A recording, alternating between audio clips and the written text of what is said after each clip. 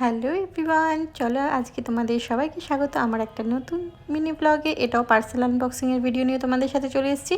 প্রথমে দেখতে পাচ্ছ অ্যামাজন থেকে আমি আমার মার জন্য গিলোয় পাউডার আনিয়েছিলাম ব্লাড সুগারের জন্য।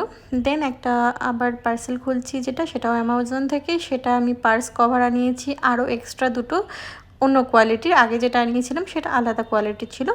তার সাথে আমি একটা বিগ সাইজের থ্রেড করা যে মানে কার্পেট তো এটাকে বলা যায় না, এটা রাউন্ড শেপের একটা রানার।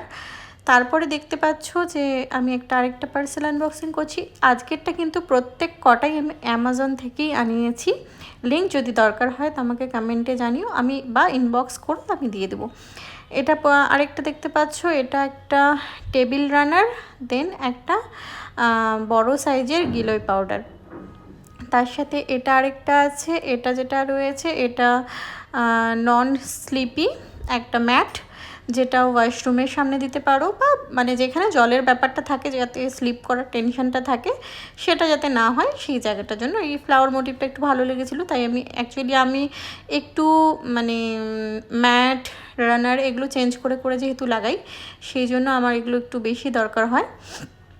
তারপরে একটা দেখতে পাচ্ছ আমি পার্সেল খুলছি, এর মধ্যে রয়েছে নেল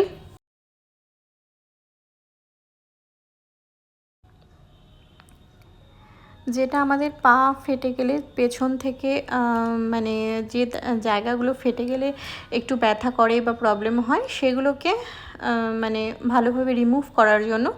এটা তো সেকেন্ডটা যেটা ব্ল্যাক কালারে দেখতে পাচ্ছ, এটা তো আমি পেডিকিওরের সেটের সাথে আনিয়েছি। আর এটা আনিয়েছি আমি আমার মার জন্য। মার পায়ে ভীষণ ঠান্ডার দিনে প্রবলেম হয় ফেটে গেলে, তো এটা অটোমেটিক ইলেকট্রিকে কাজ করবে।